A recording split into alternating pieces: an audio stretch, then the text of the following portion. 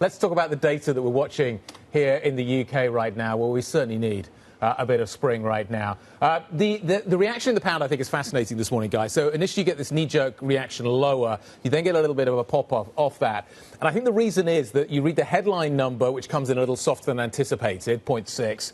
But then you go into the details. So look at services. Year on year comes through a little higher than anticipated, 6.1. I think that's interesting. You look at the RPI number, old inflation, old money inflation, that comes through a little hotter as well. Different components in the basket there.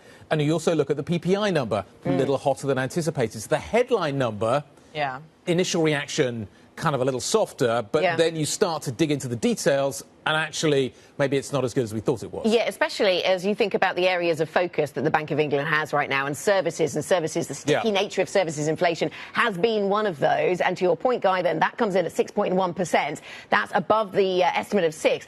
All of these numbers are tracking down, so away from the day-to-day sterling move, which is, as you rightly say, reflecting perhaps that little bit of upside there in services, they are all moving downwards versus where they were previously. So from 4% to 3.4% on the year-on-year number, the core moving from 5.1 to 4.5. So they're all tracking downwards. Bloomberg Economics, prior to this number, saying they expect inflation to hit below 2% on the headline by April. Does this change it?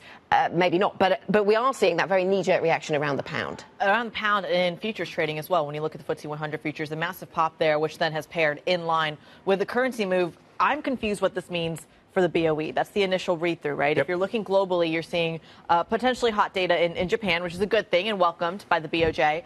You saw hot numbers coming out of the United States for the Federal Reserve. Are you now seeing that kind of trend spread to Europe as well? No, I was just going to reflect on other dynamics to do with inflation and where the risk is, because that was where Bloomberg Economics was taking my thinking as well.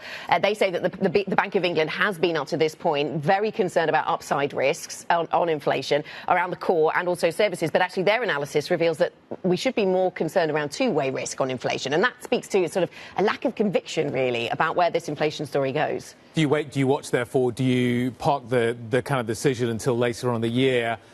And then I think the risk around the Bank of England is that once it goes harder. So there's this kind of idea that the Bank of England is one of the last to go. But then you think about what happens when it goes. Maybe the Fed only goes a couple of times. Does the Bank of England only go a couple of times? Or does the Bank of England need to go significantly more than that to reflect that downside risk that's in the economic data and the potential to go lower than inflation? But if you look at the Fed's kind of challenge, you see inflation go up, come down, but Torsten Slot was referencing that in his morning missive this morning. It then just goes, it's going sideways at kind of 3%. Yes, and there's a lack of conviction there, isn't there, about in which direction that heads. Yeah, and that's the concern. Again, for every central bank around the world, we're not talking about does inflation kind of reaccelerate. We're talking about that stagflationary story. We should mention Torsten Slot is a known hawk. He doesn't expect any cuts this year at all. Well, he was in the he was the one that came up with the no landing idea, though, initially. So he was like, this economy's taking off again. Now he's becoming more hawkish in terms of what he ultimately sees, that kind of no landing, then hard landing. Yeah.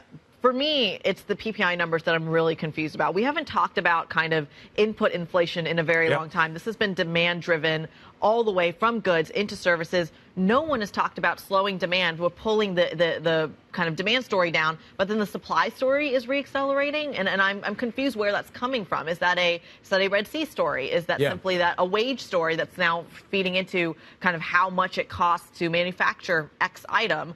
That's the part that scares me a little. The PPI number here, I think, is interesting because it's consistent with what we're seeing elsewhere, i.e. a tick higher in the PPI number. And to Anna's point about the other data moving in the other direction, PPI isn't. And that's interesting. This trend has reversed, and I wonder whether that is something we're going to see reflected elsewhere as well. But I think the standout story to me this morning is that services are decelerating less quickly than everything else. Yes, and that is still going to be a concern for the Bank of England, although we should probably point out that inflation rates easing in the UK. The headline story here perhaps is that they're easing to their slowest pace in more than 2 years. We have some questions around services. That was initially reflected in a bit of a sell-off in the pound, but actually even that has bounced back to the flat line, back to where it was and didn't move all that much. So the services point is well made and we'll keep an eye on it. But the broader trajectory of travel seems to be intact from this data set? Kind of, but it's the rate. I think we're into the rate of change argument now, and that's the Fed story. And this takes us to the Torsten Slot story, I think, for today.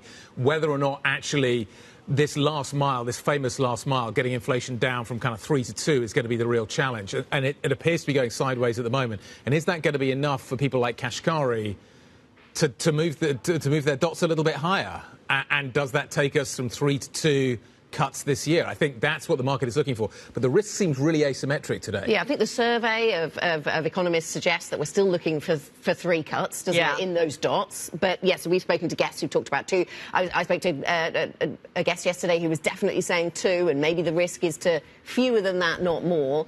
But, yeah, the overall market expectation, according to our survey of economists, is that we still get those 3 cuts indicated in those dots, and the first perhaps coming in June is the market's expectation.